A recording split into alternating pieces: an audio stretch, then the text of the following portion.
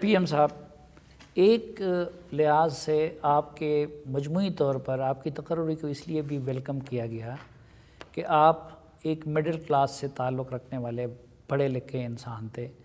اور پہلی مرتبہ ایک ایسا بندہ یہاں پہ آیا تھا کہ نہ کوئی بڑا جاگیردار ہے نہ کوئی بڑا سرمایہ دار ہے،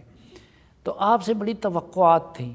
کہ جی آپ کی پالیسیاں اور آپ کی حکومت کی وہ غریبوں کے فلاح کے لیے ہوں گی، مڈل کلاس کے یا لوور مڈل کلاس کی فلاح کے لیے ہوں گی۔ لیکن آتے ہی آپ کی حکومت نے لوگوں کو بجلی کے ایسے بل بھجوا دیے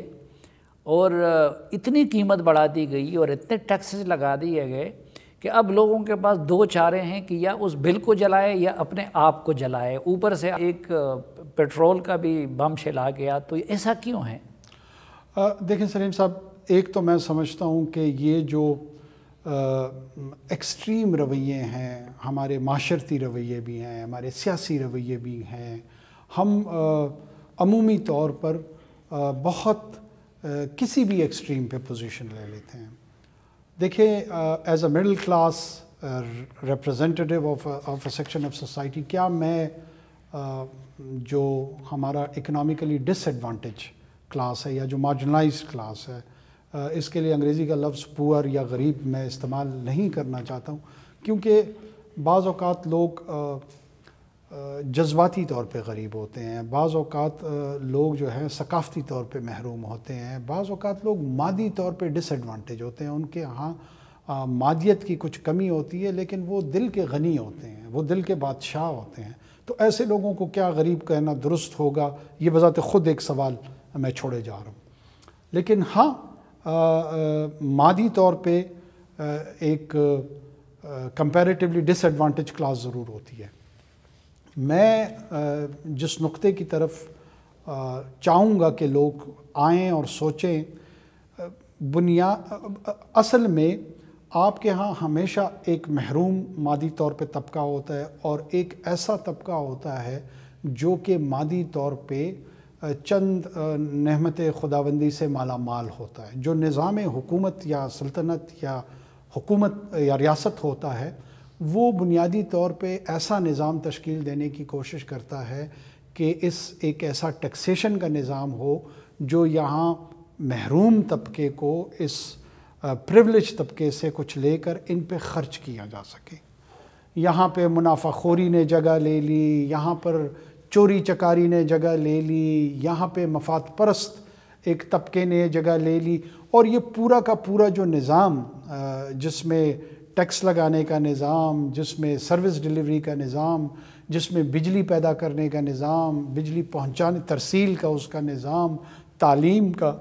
صحت کا، یہ تمام کے تمام وہ طبقہ جو شاید مجھ سے یا مجھ جیسے کسی شخص سے امید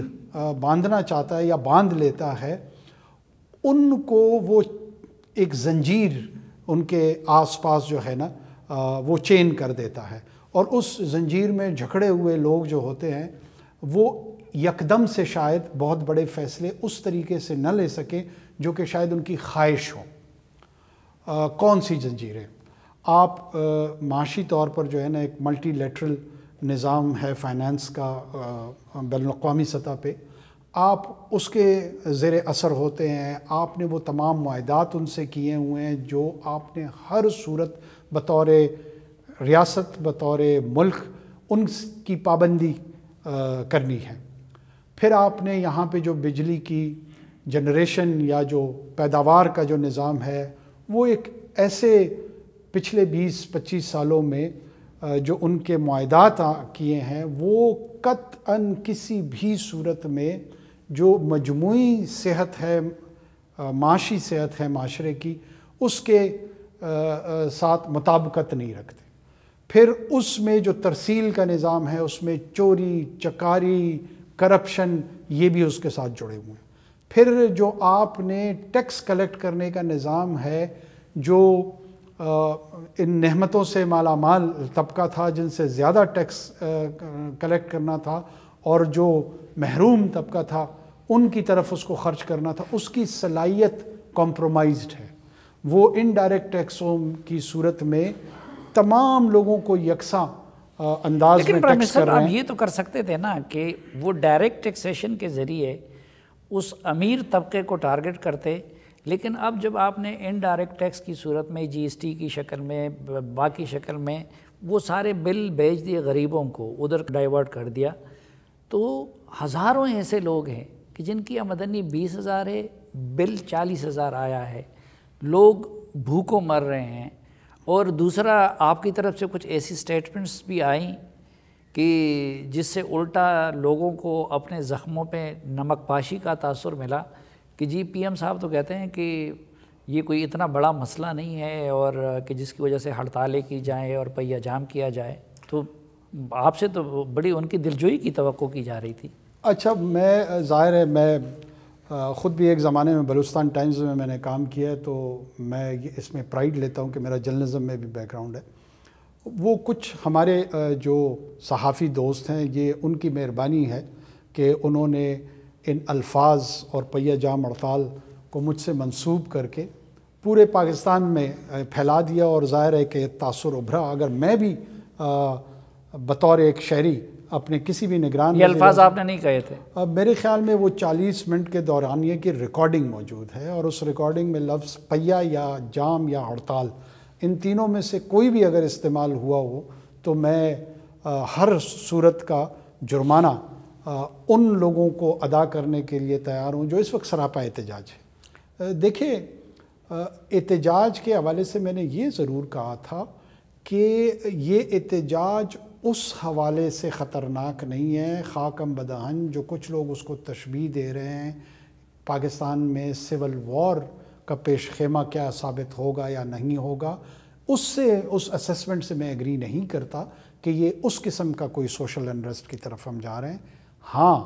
مجھے یہ اندازہ ہے، مجھے یہ یقین ہے، اور میری یہ ہمدردی ہے کہ ایک ایسا طبقہ ہے جس کے ساتھ جس پہ انتہائی اس وقت بوجھ کا عالم ہے۔ اور میں آپ کو بتاؤں، آج سے سال ڈیڑھ دو پہلے میں خود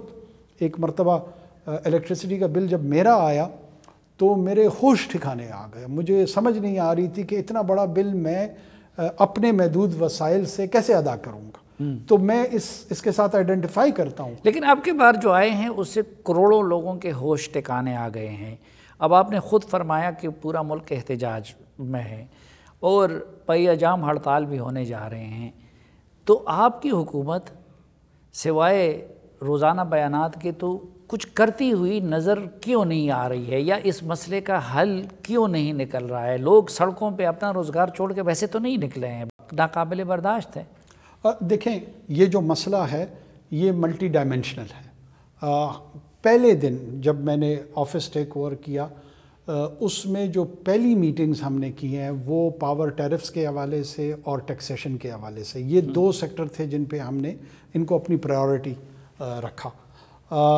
اس سلسلے میں نے جیسے آپ کو عرض کیا کہ ملٹی لیٹرل جو فائنینشیل انسٹیٹیوشنز ہیں ان کی کنڈیشنالٹیز کے ساتھ یہ مسئلہ جڑا ہوا ہے، ہمارے نظام جو ٹیکس کا ہے ان کو ہم نے بلایا ہوا ہے۔ ظاہر ہے ان کو درست کرنے میں بھی، اگر شارٹ ٹرم ہو، مڈ ٹرم ہو یا لانگ ٹرم ہو،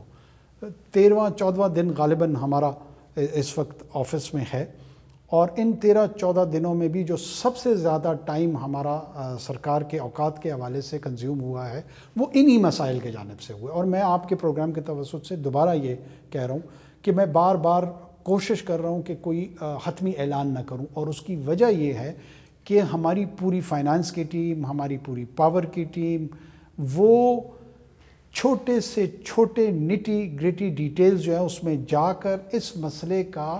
جو ایک نزدیک تر یعنی شارٹ ٹرم کا جو حل ہے وہ بھی تجویز کرنے جا رہی ہے، اور ایسے انداز میں کرنے جا رہی ہے کہ جو فیصلے ہمیں واپس نہ لینے پڑیں۔ تو ہم جلد ہی انشاءاللہ اس حوالے سے آپ کو خبر دیں گے۔